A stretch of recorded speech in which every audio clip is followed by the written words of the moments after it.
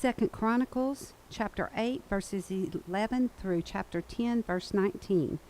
Solomon brought Pharaoh's daughter up from the city of David to the house that he had built for her, for he said, "My wife shall not live in the house of David, king of Israel, for the places to which the ark of the Lord has come are holy."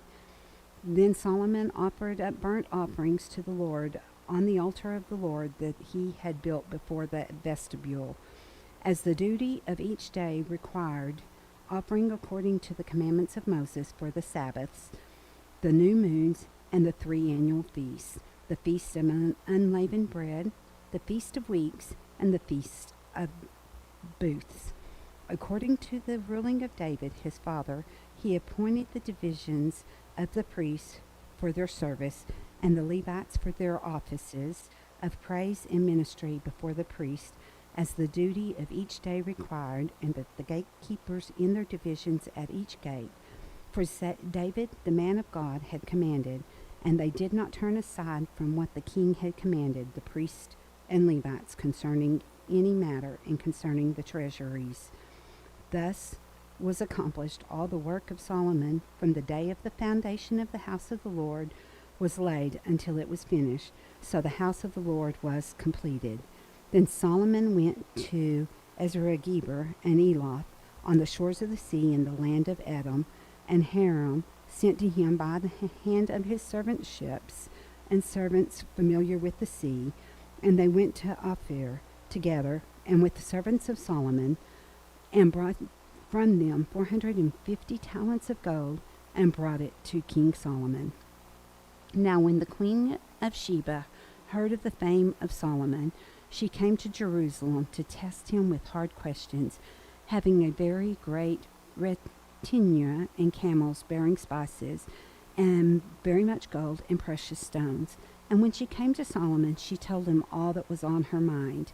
And Solomon answered all her questions. There was nothing hidden from Solomon that he could not explain to her. And when the queen of Sheba had seen the wisdom of Solomon, the house that he had built, the food of his table, seating of his officials, and the attendance of his servants, and their clothing, and his cupbearers, and their clothing, and his burnt offerings that he offered at the house of the Lord, there was no more breath in her. And she said to the king, "The report was true that I heard in my own land of your words and of your wisdom, but I did not believe the reports, and I came, and my own eyes have seen it. And behold, half the greatness of your wisdom was not told to me. You surpass the report that I heard. Happy are your wives, happy are these your servants, who continually stand before you and hear your wisdom. Blessed be the Lord your God, who has delighted in you and set you on his throne as the king of the Lord your God, because your God loved Israel and would establish them forever. He has made you king over them, that you may execute justice and righteousness." Then she gave the king 120 talents of gold, and a very great quantity of spices and precious stones. There were no spices such as those that the queen of Sheba gave to King Solomon.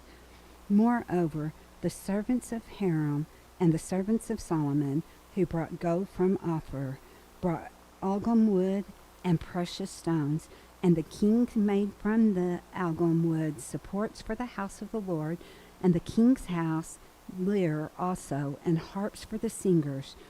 There never was seen the like of them before in the land of Judah. And King Solomon gave the queen of Sheba all that she desired, whatever she asked, besides what she had brought to the king. So she turned and went back to her own land with her servants. Now the weight of the gold that came to Solomon in 1 year was 666 talents of gold, besides that which the explorers and merchants brought. And all the kings of Arabia and the governors of the land brought gold and silver to Solomon. King Solomon made 200 large shields of beaten gold. 600 shekels of beaten gold went into each shield, and he made 300 shields of beaten gold. 300 shekels of gold went into each shield, and the king put them in the house of the forest of Lebanon. The king also made a great ivory throne and overlaid it with pure gold. The throne had 6 steps and a footstool of gold. which were attached to the throne, and on each side of the seat were armrests, and 2 lions standing beside the armrests, while 12 lions stood there, one on each end of the step on the 6 steps. Nothing like it was ever made for any kingdom. All King Solomon's drinking vessels were of gold, and all the vessels of the house of the forest of Lebanon were of pure gold. Silver was not considered as anything in the days of Solomon, for the king's ships went to Tarshish with the servants of Hiram. Once every 3 years the ships of Tarshish used to come bringing gold, silver, ivory, apes, and peacocks. Thus King Solomon excelled all the kings of the earth in riches and in wisdom, and all the kings of the earth sought the presence of Solomon to hear his wisdom, which God had put into his mind. Every one of them brought his present, articles of silver and of gold, garments, myrrh, spices, horses, and mules, so much year by year. And Solomon had 4,000 stalls of horses and chariots, and 12,000 horsemen, whom he stationed in the chariot cities, and with the king of Jerusalem. And he ruled over all the kings from the Euphrates to the land of the Philistines, and to the border of Egypt. And the king made silver as common in Jerusalem as stone, and he made cedar as plentiful as the sycamore of the Shelah. And horses were imported from Solomon, from Egypt, and for all lands. Now the rest of the acts of Solomon, from the first to the last, are they not written in his history of Nathan the prophet, and in the prophecy of Ahijah the Shilonite, and in the visions of Iddo the seer concerning Jeroboam the son of Nebiah? Solomon reigned in Jerusalem over all Israel 40 years. And Solomon slept with his fathers, and was buried in the city of David, his father, and Rehoboam, his son, reigned in his place. Rehoboam went to Shechem, for all Israel had come to Shechem to make him king. And as soon as Jeroboam, the son of Nebat, heard of it, for he was in Egypt, where he had fled from King Solomon, then Jeroboam returned from Egypt, and they sent and called him, and Jeroboam and all Israel came and said to Rehoboam, "Your father made our yoke heavy. Now therefore lighten the hard service of your father and his heavy yoke on us, and we will serve you." He said to them, "Come to me again in 3 days." So the people went away. Then King Rehoboam took counsel with the old men who stood before Solomon, his father, while he was yet alive, saying, "How do you advise me to answer this people?" And they said to him, "If you will be good to this people, and please them, and speak good words to them, and they will be your servants forever." But he abandoned the counsel that the old men gave him, and took counsel with the young men who had grown up with him, and stood before him. And he said to them, "What do you advise? That we answer the people who have said to me, 'Lighten the yoke that your father put on us.'" And the young men who had grown up with him said to him, "Thus shall you speak to the people who said to you, 'Your father made our yoke heavy, but you lighten it for us.' Thus shall you say to them, 'My little finger is thicker than my father's thighs.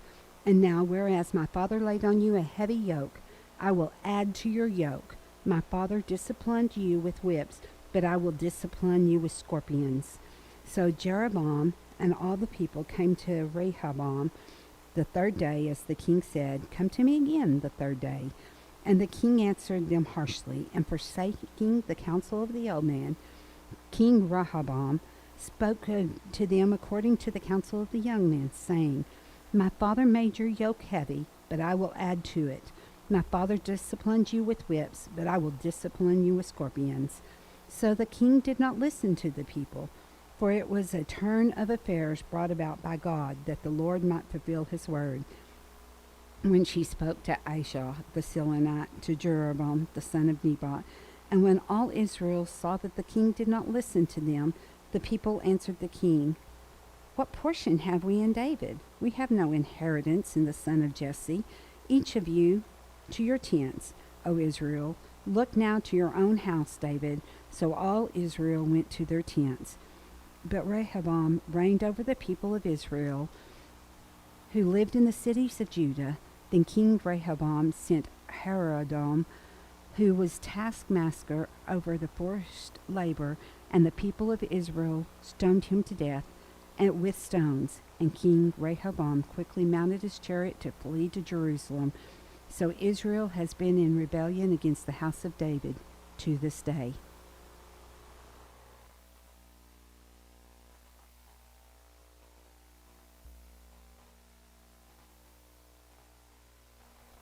Romans 8:9 through 25. You, however, are not in the flesh, but in the Spirit.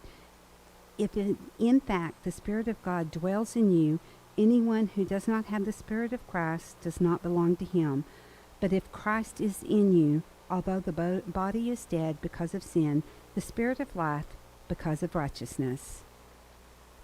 If the Spirit of him who raised Jesus from the dead dwells in you, he who raised Christ Jesus from the dead will also give life to your mortal bodies through his Spirit who dwells in you. So then, brothers, we are debtors, not to the flesh, to live according to the flesh. For if you live according to the flesh, you will die. But if by the Spirit you put to death the deeds of the body, and you will live. For all who are led by the Spirit of God are sons of God. For you did not receive the spirits of slavery to fall back into fear, but you have received the Spirit of adoption as sons, by whom we cry, Abba, Father. The Spirit himself bears witness with our spirit that we are children of God, and if children, then heirs, heirs of God, and fellow heirs with Christ, provided we suffer with him in order that we may also be glorified with him. For I consider that the suffering of this present time are not worth comparing with the glory that is to be revealed to us. For the creation waits with eager longing for the revealing of the sons of God. For the creation was subjected to futility, not willingly, but because of him who subjected it in hope, that the creation itself will be set free from its bondage to corruption and obtain the freedom of the glory of the children of God. For we know that the whole creation has been groaning together in the pains of childbirth until now. And not only the creation, but we ourselves, who have the first fruits of the Spirit, groan inwardly, as we wait eagerly for adoption as sons, the redemption of our bodies. For in this hope we are saved. Now hope that is seen is not hope, for those who hope for what he sees. But if we hope for what we do not see, we wait for it with patience.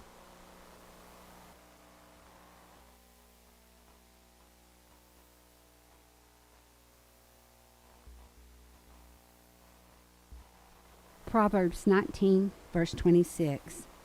He who does violence to his father and chases away his mother is the son who brings shame and reproach.